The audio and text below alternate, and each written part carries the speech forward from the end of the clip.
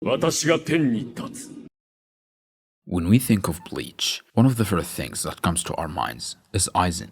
Aizen is by far one of the most, if not the most, loved thing about Bleach. I can guarantee that at least 20% of those who've watched Bleach watched it to know who that Aizen guy is and why he gets all the glaze. And there is a reason for that, or multiple reasons I should say. And that's why I've decided to fully analyze his character, starting from his introduction, passing through his philosophy, story arc, and ending up with his conclusion. Sit back, relax, and enjoy the show.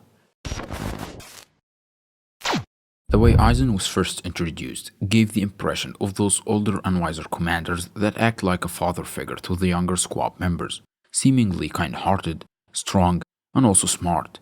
For me personally, it felt too good of a person, not only in general, but also too good to be a Soul Reaper considering the way they were portrayed initially. I almost screamed myself every time he appeared on screen. With that being said though, I didn't give it much thought and continued watching. And since I'm familiar with these types of characters, I knew almost for certain that he's gonna die not long after his introduction or become the main character ally at one point later in the story. But still, something felt off.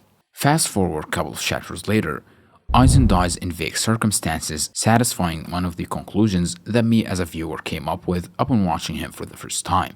This detail might seem unimportant for the untrained eye, but I think Kubo is a genius for this. The impression that Aizen left was not limited to me only as a viewer, but the characters surrounding him in the show had the same impression too, as the majority of them had trust in Aizen and some other minority of captains like Anohana, Shinsui, and Ukitake who are implied to feel that something is not right about Aizen, but they just decided not to overthink it. Noted that this is literally the same conflict me as a viewer had regarding Aizen. What I'm trying to say is, Aizen's manipulation went beyond those around him and reached me as a viewer.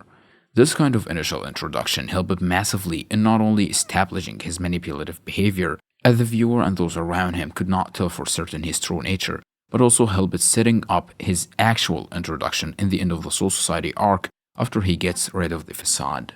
As for his actual introduction, it was really important to understanding his character, as it helped deepen the idea of him being a Hall of Fame level manipulator and also implied to what I would say the most important aspect of his character, the God/superiority complex, which is gonna be a matter of discussion later in the video. The introduction also foreshadowed quite a lot about his goals.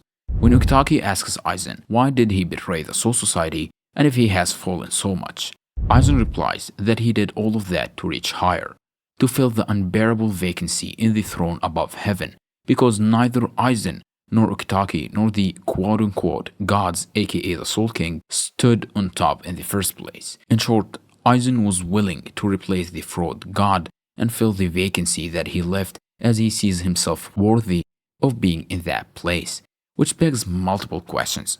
When and why did Aizen adapt such ideals and goals? We don't know for certain when did Aizen adapt his ideals and set those goals, but all we know is the why. Aizen grew up as a way smarter and stronger than average Soul Reaper. He was a genius, in a different league of his own. He was not just like the rest of those surrounding him. He strived for more knowledge and strengths, and this is probably the reason to why he joined the Soul Reaper Academy in the first place. Him being a genius striving for knowledge led to him finding the truth about the existence. He, as an exception among all of the blind sheep who lack intellect and the ability to change a thing, which made him think even more highly of himself, consider himself unique, and that is where his superiority complex come from. He also put in a facade, and that's how he became a manipulator, and finally isolated himself even more and more since those around him are not able to understand him as he is different from them, in which engulfed him in loneliness.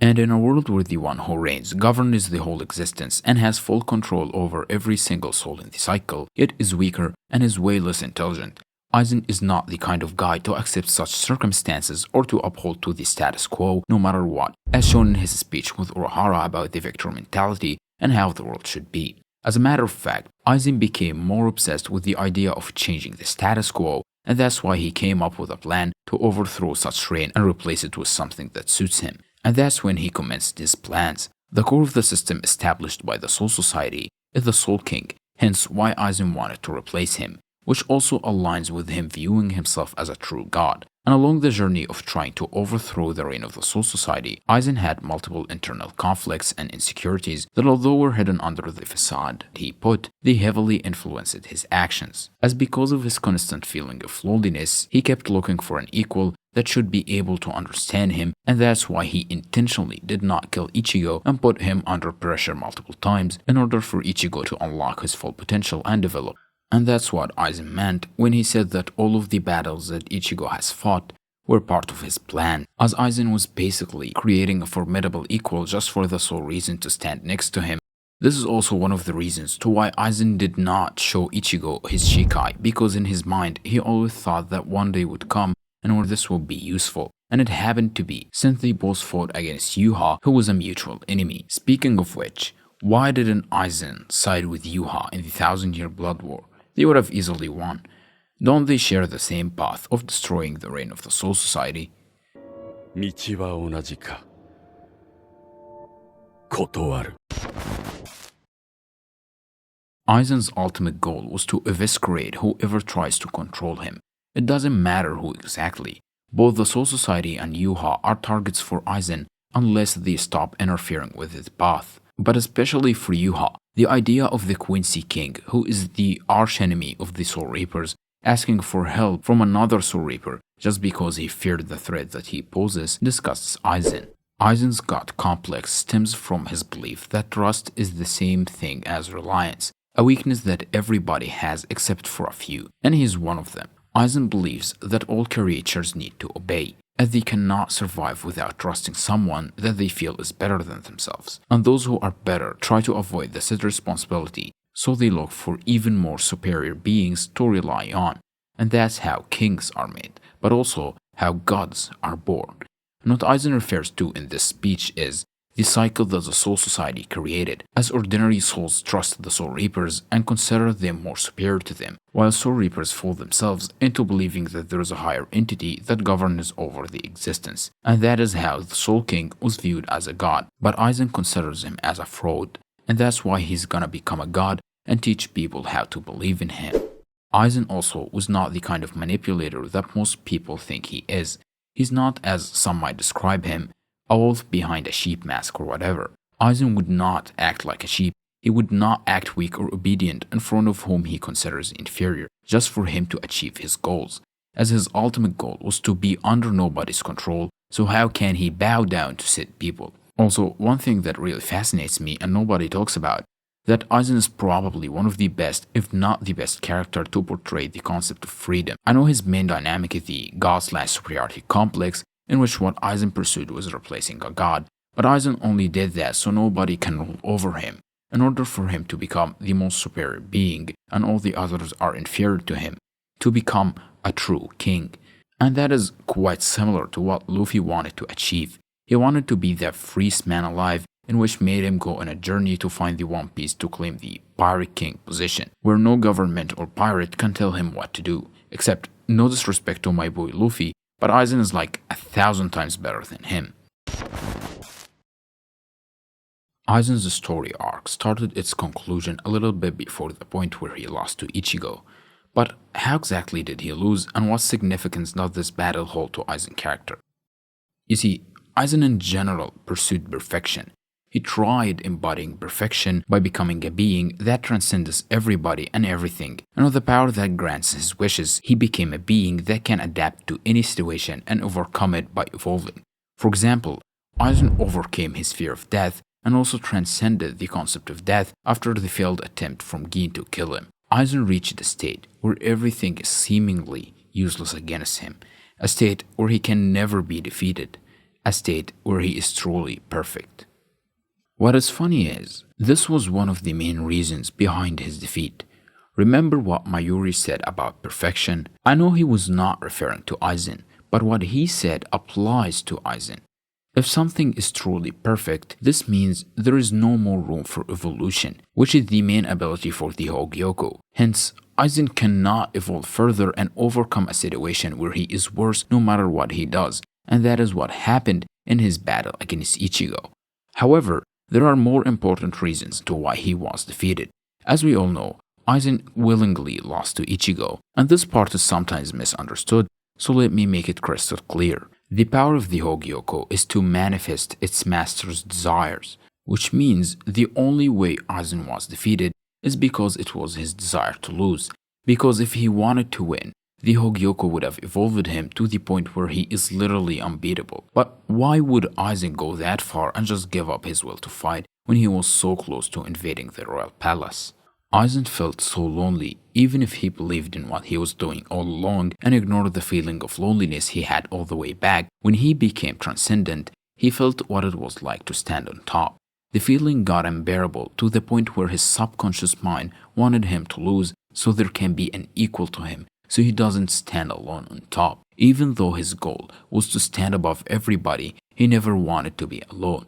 One important scene that is really subtle, yet shows why Aizen felt lonely although he was surrounded by many henchmen, is the scene where his holification experiment fails and we can see Gin visually confused about what Aizen is planning, while Tozen was so angry because their plan deviated. Aizen then asked them passive-aggressively, "Are you not curious?" Even though they were his men and supposedly the closest people to him, they did not share the same mentality. I also think the reason why Aizen recruited Stark despite knowing that Stark didn't have the will to fight is because he related to him and his suffering. With all of that being said though, even with all of these reasons combined, still Aizen wouldn't have been defeated except for one more reason. Arrogance. Aizen severely underestimated Urahara and Ichigo. If he did not underestimate Urahara, maybe he would have evaded the attack with the seal in it. And one scene that shows how Aizen's arrogance mainly contributed to his defeat is when Ichigo pulls up after the Dangai training. Gin, who was on the verge of death, realized how strong Ichigo has gotten and thought to himself that Ichigo can beat Aizen at this point, while Aizen was certain that the reason he's not feeling Ichigo's Ryasu is because he is way weaker than him. It never crossed his mind a scenario where Ichigo has far surpassed him. If he did not underestimate Ichigo's powers at this point, Aizen's victory was inevitable. He was gonna carry on with his plans even with all of the mistakes that he has done along the way. But since Aizen was defeated, we got hit with one of the most iconic scenes in Bleach and his confrontation with Urahara. One thing to note here is Aizen was not his usual self in this confrontation.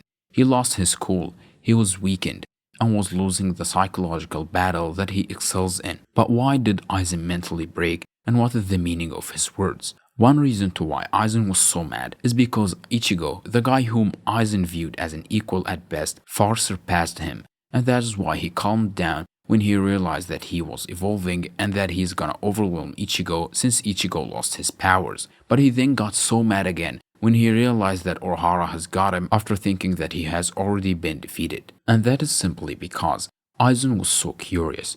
Why would somebody like Urahara, who had the intellect and power, does not take an independent action and decides to be a blind sheep just like the rest of the Soul Reapers? And Urahara's answer to Aizen's question did not satisfy him in the slightest and made him even angrier before he was fully sealed. From Aizen's point of view, Urahara is the worst of the worst. They are two faces of the same coin.